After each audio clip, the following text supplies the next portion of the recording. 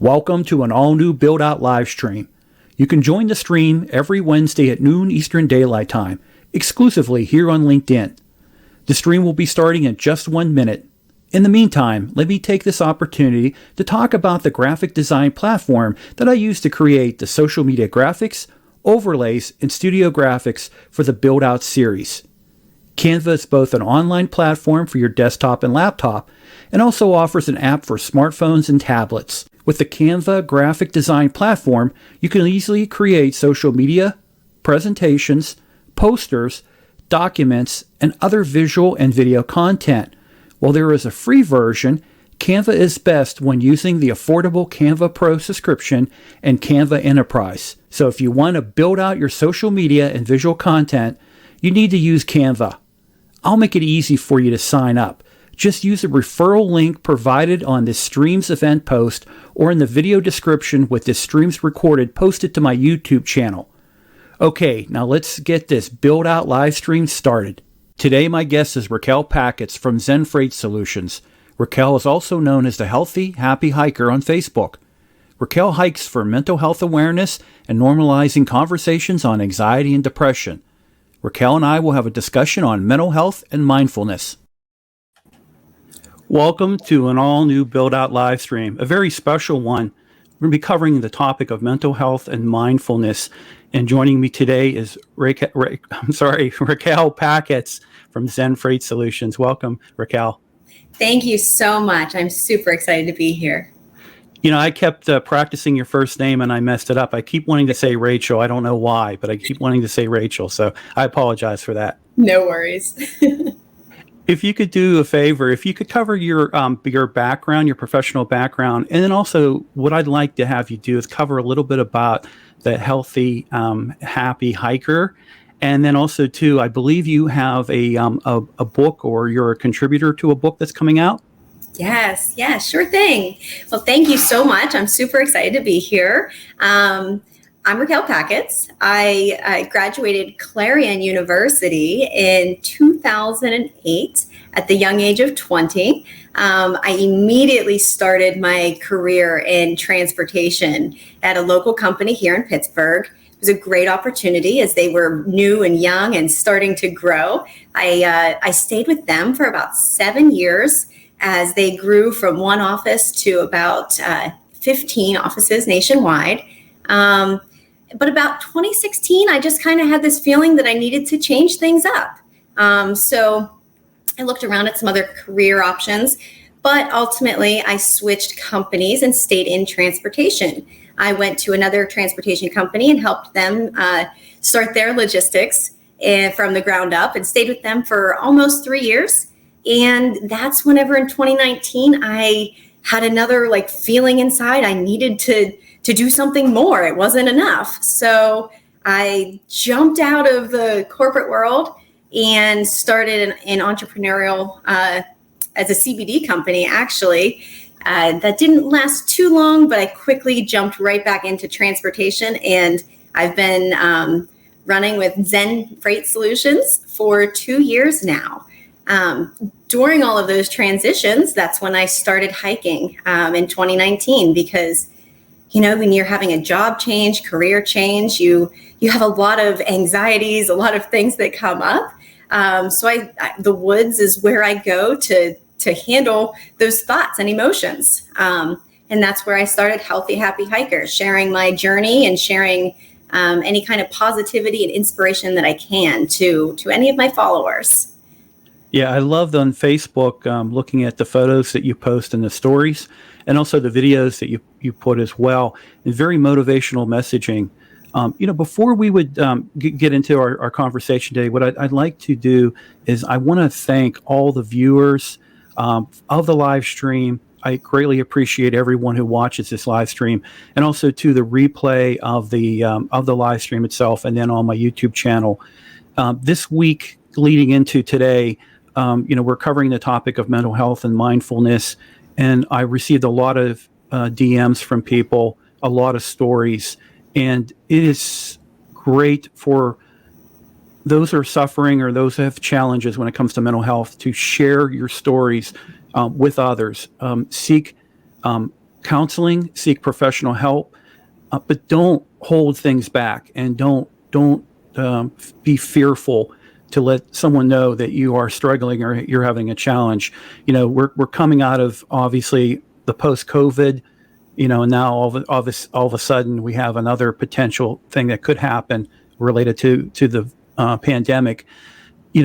Racquelle, what advice do you have to anyone who really wants to hold back and not talk to someone? What do you recommend to them?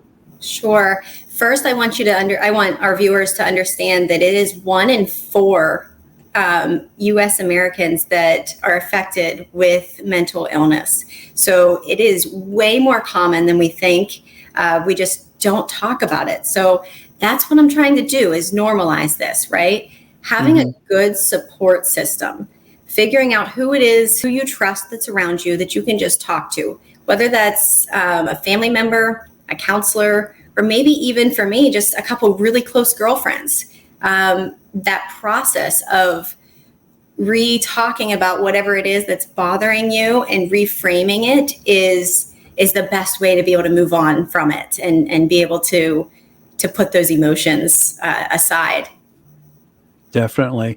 And on today's stream, this is what Racquelle and I will be covering. We're going to be talking about mindfulness for mental health. I will have a short video, and in the stream post, there is a link for this impact study done related to COVID-19's impact. And then also, too, we want everyone to submit your comments on the topic and also ask questions for the both of us. We'd really appreciate it. Before the stream on Monday, I had done a survey, a poll, and we were asking the question about, are you comfortable approaching your boss or HR department?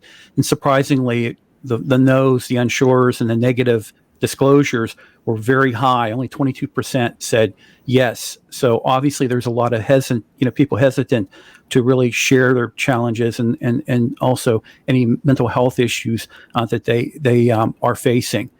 And when you look at, for example, there are a lot of different groups out there, and mental health problems, including depression and anxiety, they disproportionately impact the frontline workers, and the workforce really faces the greatest economic and social impact when it comes to the effects of mental health challenges.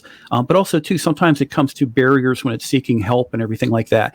Racquelle, you're in the freight industry. That is probably one of the most stressful industries that are out there.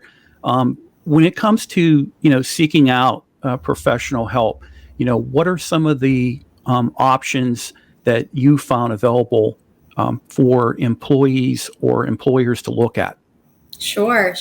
So it seems the most common is to find a therapist, right? Somebody here locally, or a counselor that you can talk with. I myself have a counselor I meet with twice a month. On top of that, I found myself a life coach, and my life coach also helps me to look at situations and scenarios and reframe them from a different point of view. So like I said, it's all about that communication, about talking about it and reframing the way that you're looking at whatever the instance was. A lot of times we make a decision or a belief based on something from a long time ago, right? Like in childhood, we say, "Oh no, I can't swim. That's something that I couldn't do." And then you get to your adulthood and you've never tried again. So that's where talking with somebody can help you pull apart the blocks and barriers that you've put up over the years and try to really understand where that belief came from and how to reframe it. So I highly recommend talking with somebody that has professional guidance there for you. Yeah, and as Heidi Brooks points out here, her life coach has helped her tremendously, and the reframing is really, really important and critical. And I read that in the research.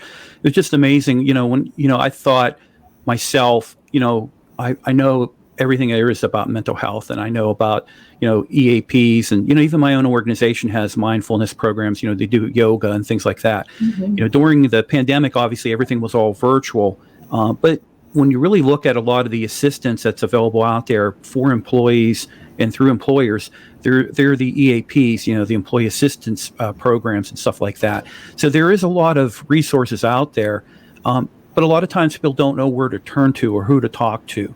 And what we want to make sure that everyone does coming out of listening to our conversation is to do some research, but also understand that you're not alone. There are a lot of people that are having challenges, and it might be minor, but there are also a lot of people that are suffering from some major mental health, depression, life changes. Maybe you had a death in the family, or you've had a job loss. These are things that impact us both in our workplace, but also personally, individually, but also affect our families as well. And, I've got my own life story. You have your own life story. We all have our own life stories. It's okay to share and open up and to really speak, because you feel better after you have that conversation. And a lot of times when we're looking at ways to remedy, there could be counseling, having a life coach, for example, having a mentor before we would go into some of the clinical things, which would be obviously looking at medications and things like that. And we're going to cover that later on in our conversation. But, research shows that when mindfulness strategies and practices are used, there's positive improvement within the workforce's mental health conditions, including stress reduction, emotional and attention regulation, reduction of mild to moderate depression and anxiety, as well as relapses back into addictions. We look at mental health, there are people that suffer from addictions, alcohol, drugs, other types of addictions as well. You yourself, you practice and you promote. You're an evangelist when it comes to mindfulness. Can you talk a little bit about really how mindfulness can be used for mental health? Sure. So I'm no stranger to anxiety or depression, right? Becoming an entrepreneur, breaking out of the corporate mindset, employee mindset is a challenge. So waking up every day and doing that during a global pandemic on top of that, right? Waking up every day, I've gotten control over it a little bit now, but morning anxiety, especially Mondays. And the best solitude I've found is by hiking, getting out in nature, grounding myself, right? Actually, they call it forest bathing, walking through the woods and being under the canopy of the trees. You can take your shoes off and feel the grass. But really just sitting and being quiet and focusing on your breath is the very best way to help settle an anxious mind. Now, I know when you're very anxious, it's really, really, really hard to slow down and to just allow yourself to breathe. But I promise through practice, even if it's just 5 minutes a day, it will help and it will get easier. As well as that, I get a little bit metaphysical and like crystals as well. Those are things that you can grab and keep with yourself to help keep you grounded. And it's all about feeling safe and secure in your body, in the location that you're at currently. If you don't feel safe, then your body's not going to allow you to calm down. It's a fight or flight reaction that you're having. Definitely. In fact, you have your crystals around you. Do you want to show some of your crystals? Sure. Here, I've got my selenite bar right here with me. And then I've also brought a pipestone to help me stay grounded and protected. It's really amazing when you look at the different practices, and a lot of this, obviously is old as time. And when it comes to mindfulness, the state of Zen, there's a lot of relaxation tips that it can be done. The practice of yoga. There's so many different ways that we can reduce our stress. To your point, walking in nature, that's something that is easy. Anybody can do it. Go to a walking trail or go to a state park and go on a nice nature tour. And it's also physically very healthy for you as well as for your mental health. I am a big advocate of whether you are physically capable or not, just at least spending an hour a day outside in nature. Whether you can walk or you have to sit, it will help reduce your stress by tremendous amounts. I started walking every day in 2018, and I haven't I haven't missed many days since. So when we look at mindfulness, it's not a one size fits all. And it requires not only an internal, let's say a company plan, but also a collaborative interaction with third party mental health providers. Who can provide the employee assistance and everything like that, and crisis counseling and telesupport. You as a business owner, what recommendations do you have to the directors and managers and business owners that are listening to this live stream? Well, I highly suggest getting a health plan for your employees, having regular meetings. I know that a lot of companies are still Zooming or not really face to face. Checking in with your employees and making sure that they're okay physically themselves. And having some sort of a work-life balance that you work into your operations. If I've been at jobs where you only get 2 weeks vacation, and that's not enough for a mental health issue or to be able to go and see a doctor. So working with your employees to promote healthy things such as walking or eating healthy, getting away from negative stressors and extremes, that those are all really good ways to help your employees stay healthy. And with healthy employees, you then have better turnout, right? And if your employees are doing well and happy, they're going to continue to keep your clients happy as well. Definitely, it impacts your bottom line. I posted a link regarding Dell Technologies where they incorporated mindfulness, and when you dig down into the blog that they put out, they really talk about they saw a bottom line improvement, they saw an increase in productivity, morale, also too. They actually saw a reduction when it came to healthcare incidents, and what I mean by that is, as an employer, you're paying your rate for your health coverage. And if you start to see a reduction in certain things, some companies will benefit those that have better levels of, let's say, when it comes to the warning signs of our health, they will offer discounts and sometimes other type of assistance to help when it comes to the physical health of the employees. So it can impact the bottom line of a company. So it's something we all need to think about, not only as an employee, but an employer, but also as an industry as well. Again, you being in the trucking industry, I work in the corrosion and coatings industry. The stress levels are very different, but I can tell you, working in corrosion and coatings, I've seen a lot of stress situations when it comes to projects, when it comes to contractors' interactions with their owners, that their clients that they're doing work for. Sometimes even the dynamic between a coating inspector and a coating contractor, where there's a lot of stress that can happen, professional stress. So it's good to practice these principles so that you can take a time out, get yourself calm or calm down, and realize that you might have a challenge or a problem, but it can all be overcome. It really can. Really good conversation on that. So the next topic we wanted to cover is, who should use mindfulness for mental health. And when I really did my research, I found there were companies like Aetna, Google, Intel, and Sony.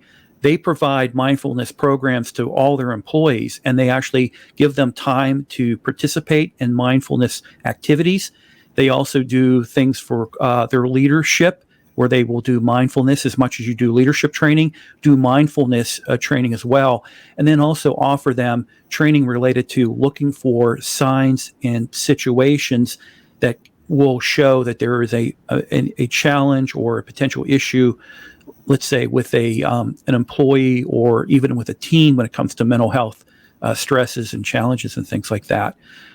You see a lot of big companies doing that, and you have a wide network. Are you hearing the same thing from your followers about these type of programs? I am actually. One of my my close friends, my yoga instructor, she had worked at Butler Hospital here on the floor, and she is now a mindfulness teacher for the hospital. So she goes to each unit and sits with them and has a meditation and helps them to focus and ground and be ready so that they are in the best state that they can to provide that service to the people there in the hospital. I thought that was a really big deal to see Western medicine starting to move towards having, a little bit of this Eastern in them and allowing mindfulness into the hospital. On top of that, I'm seeing a lot of companies that promote, gym memberships and yoga, and like you had stated prior, to like give them discounts so that they're trying to keep their employees healthy and well. Yeah, because when you really think about it, health really when it comes to the state of the mind, and a lot of studies have shown when you have a lot of positivity, when you feel very, you're happy, you're in a state of Zen, well-being, you're gonna be able to really be more healthier. You're going to lead a healthier lifestyle and things like that. Where a lot of times I'm a stress eater.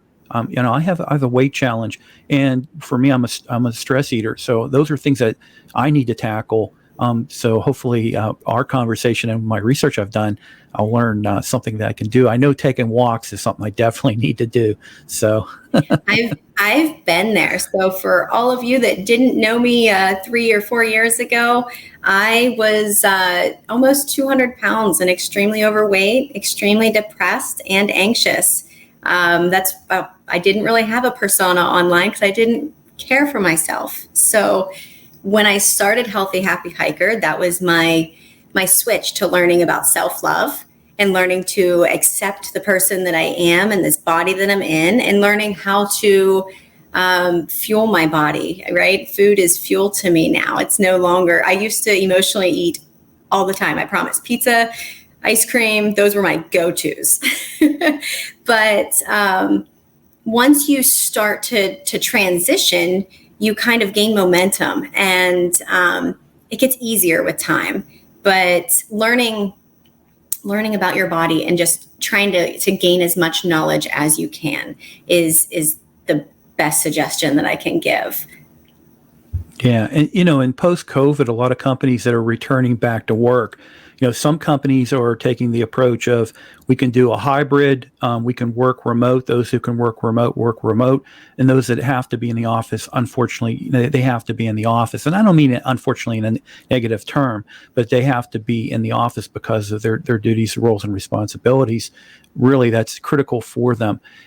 In addition to that, a lot of the companies are really looking at incorporating mindfulness programs, and it could be as simple as promoting time out to do meditation, breathing techniques. And as in my organization, what we do, there's a yoga that's done as well, a yoga offering that's done.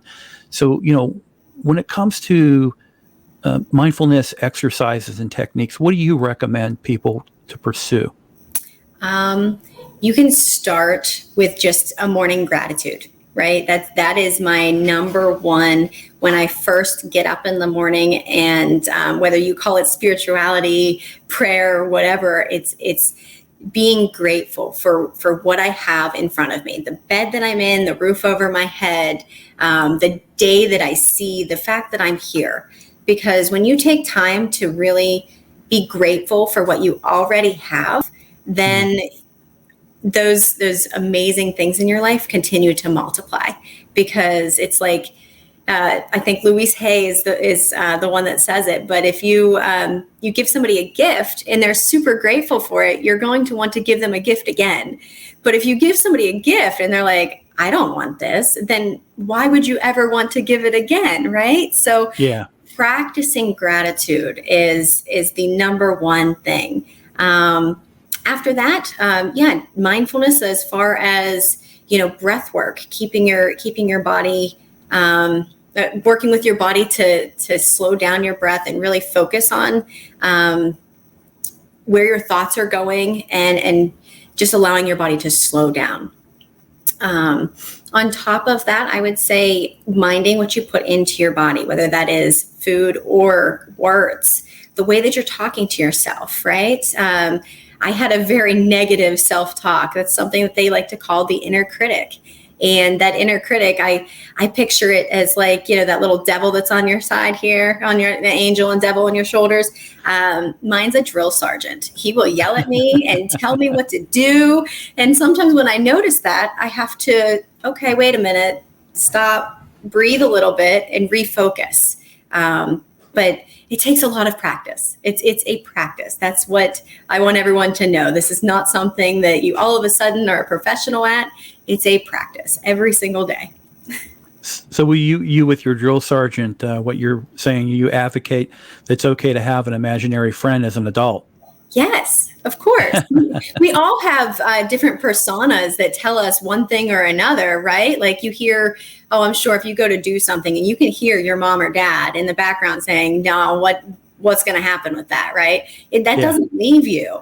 So we just have to practice noticing it and then reframing that as well. If that was no longer a true statement as an adult, then we just have to notice it and reframe and then move on from there.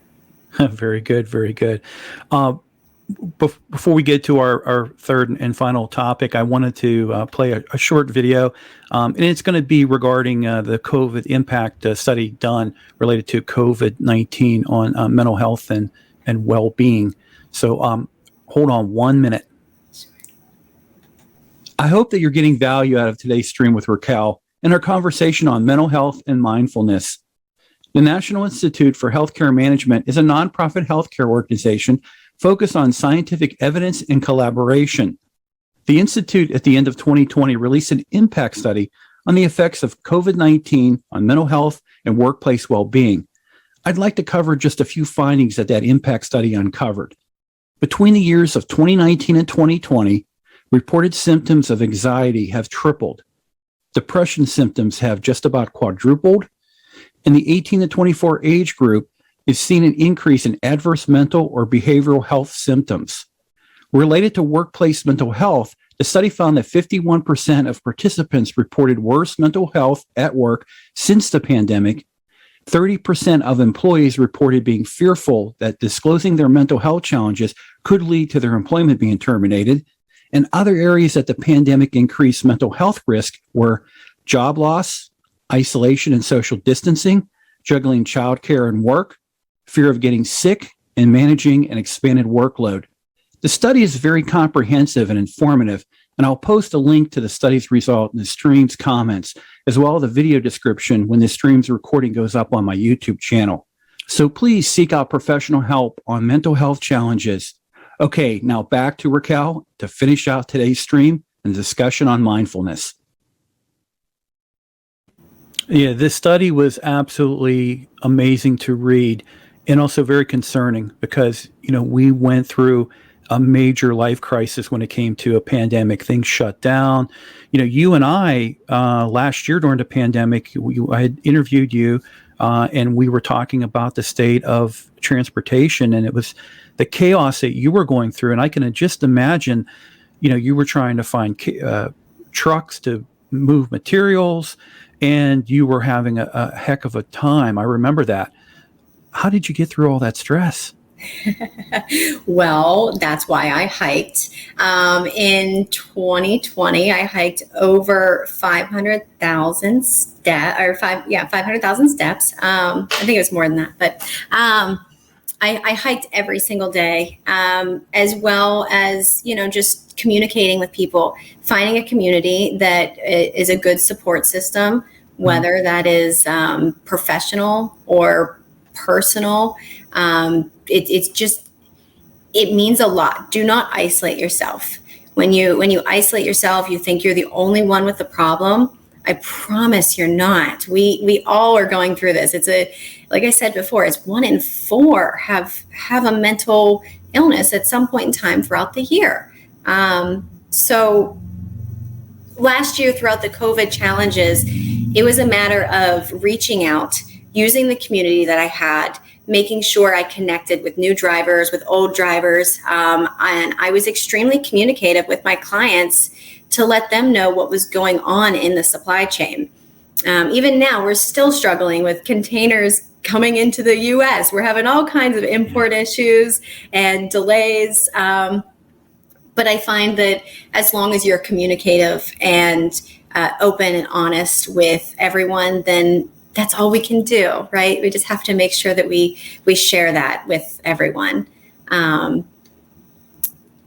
As far as stress management, yoga, meditation, hiking, eating healthy, and good friends. Those are my suggestions.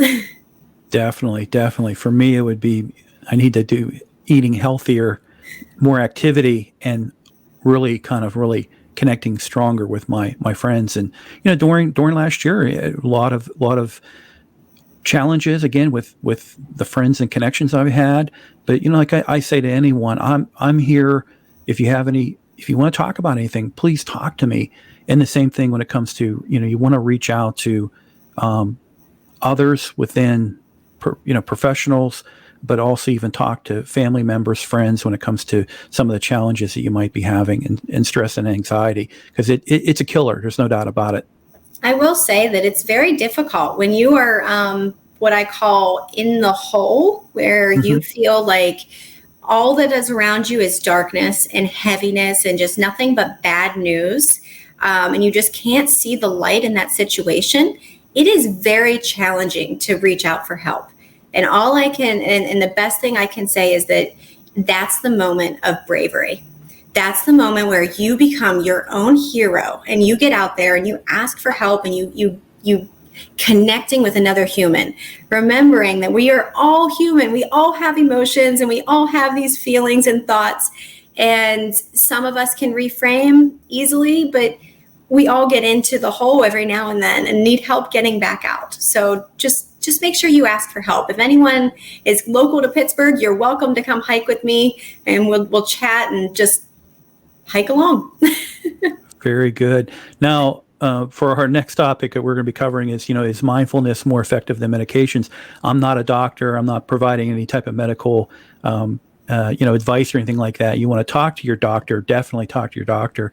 But earlier you mentioned there was a lot of Eastern medicine, a lot of ancient medicine, before, the clinical approach today has been, let's give people medication. And sometimes these medications are stacked on top of each other. And there's a lot of reactions that can happen.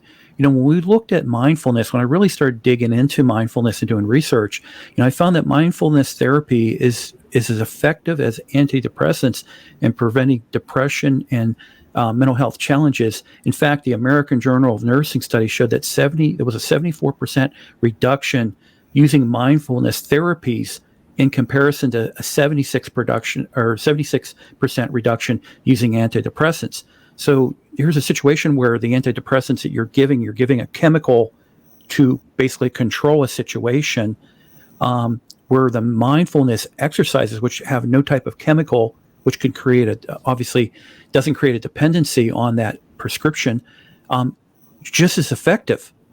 And you are a living example and proof of mindfulness and how when it's put into practice, it can be very successful. Yes, sir. So I highly agree with you. If you definitely talk to your doctor, make sure you have a plan there. But I do not advocate medication myself, but everyone is different. Personally, I am no longer on any medication. I took depression and anti-anxiety meds for about 6 months in 2018. And quite honestly, it caused more havoc on my body than it was worth. A lot of times that's a Band-Aid, right? You're putting something outside into your body to fix something that's going on internally, when really what we need to do is sit with ourselves and dig deep to find where is that problem starting from. This is where I'm going to get a little bit more into yoga, but it goes into your chakras, right? I had a very imbalanced chakra system. And until I found out about chakras and started to read and learn more, I didn't know why I felt so off, right? But there are other options. Through yoga, through meditation, you can 100% find help and be able to help heal your body. Just for another point here, my husband was a paramedic for 15 years. And in 2020, the beginning of the year, our business was doing great. I said, okay, you're going to retire and you're coming to work with me as in March 1st of 2020. And then COVID hit, and my husband had a really hard time. He had to leave his old career and his identity, and he had a crisis. This was the first I had ever dealt with such a thing. And if anyone is going through a crisis, please reach out. We will gladly help you and guide you on where to go and how to get help.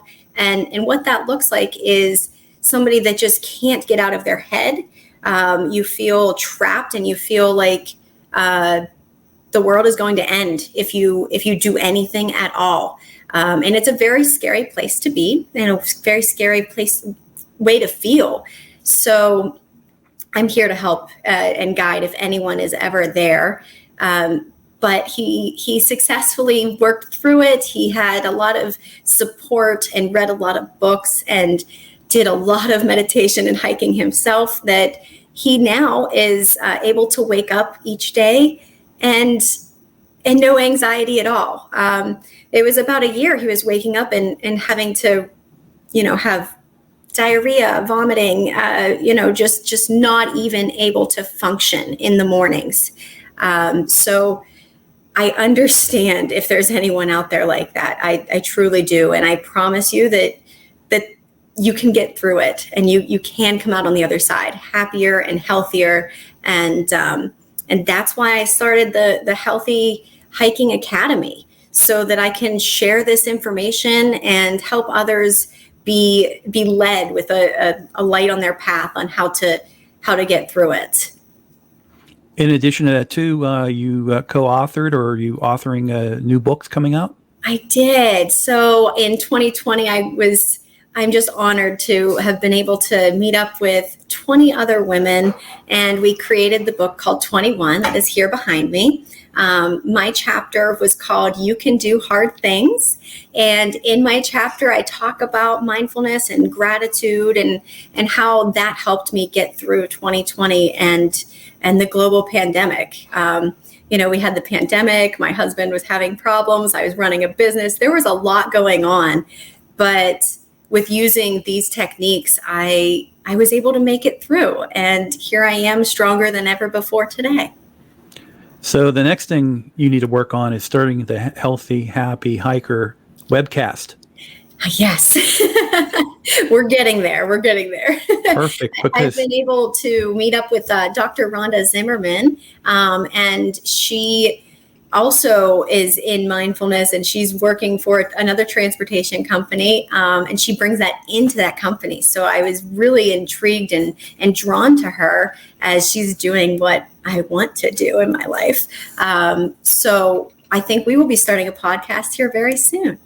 It's perfect because, our conversation, we really kind of just scratched the surface. And the thing with it is there's so many techniques, so many activities, so many things that can be done when it comes to mindfulness that address mental health challenges and issues and things like that.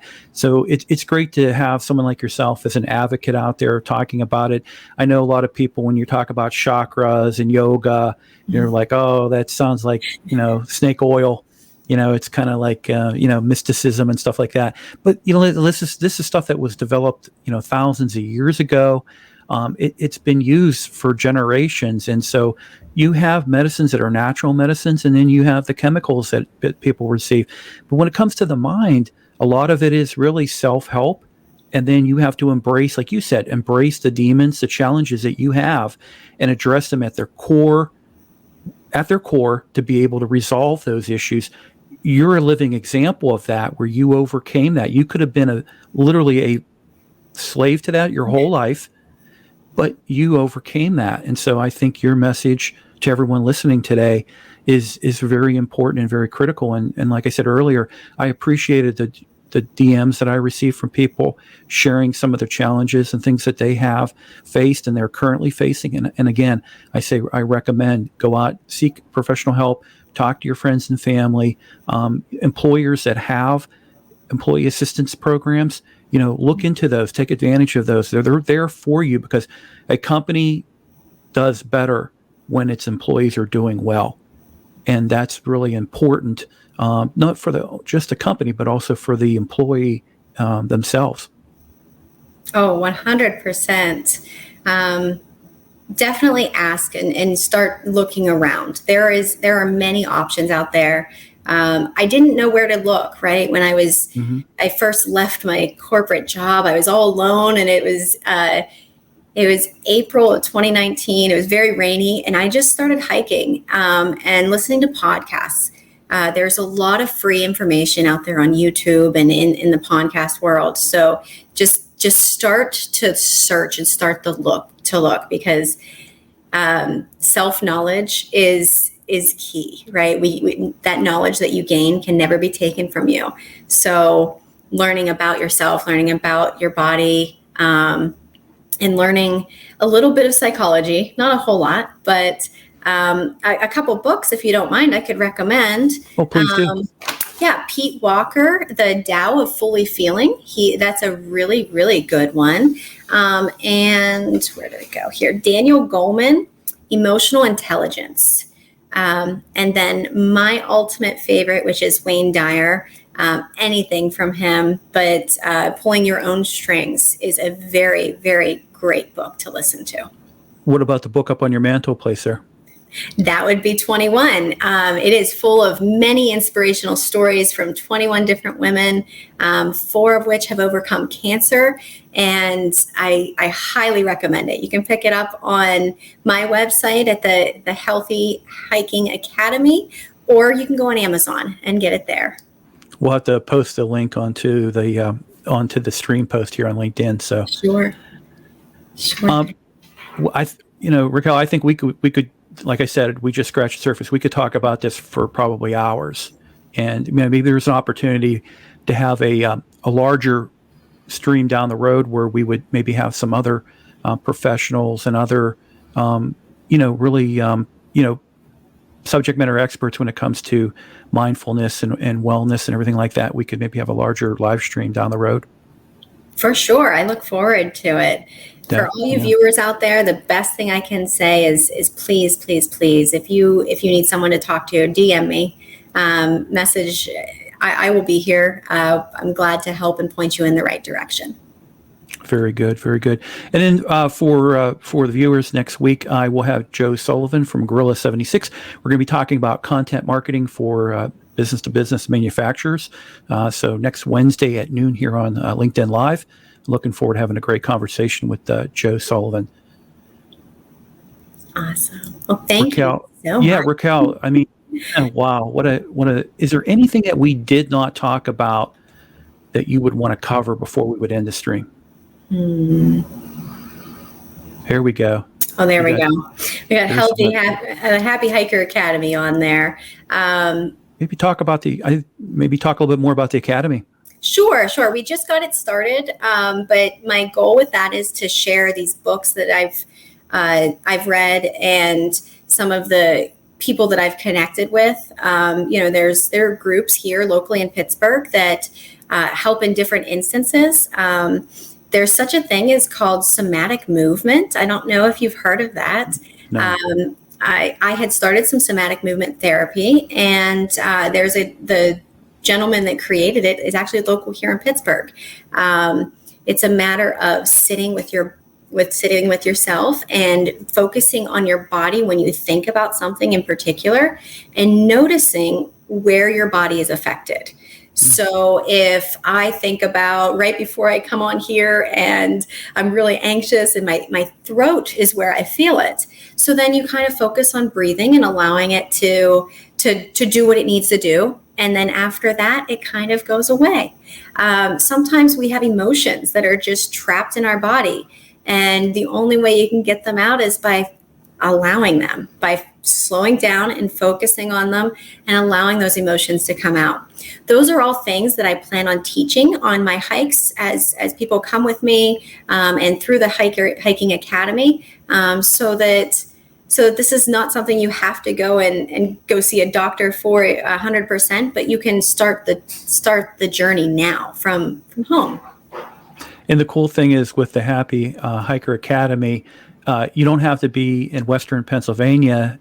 This is something that can be applied globally to all sorts of individuals out there and companies. For sure. A hike a day will keep your doctor away, I promise. Racquelle, thank you so much. You are so welcome. Thank you. I'm so appreciative, and I hope everyone had found some value and inspiration here from our talk today. Definitely. All right, everyone. I guess we'll see you next Wednesday.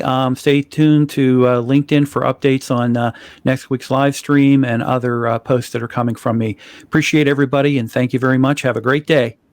Thank you.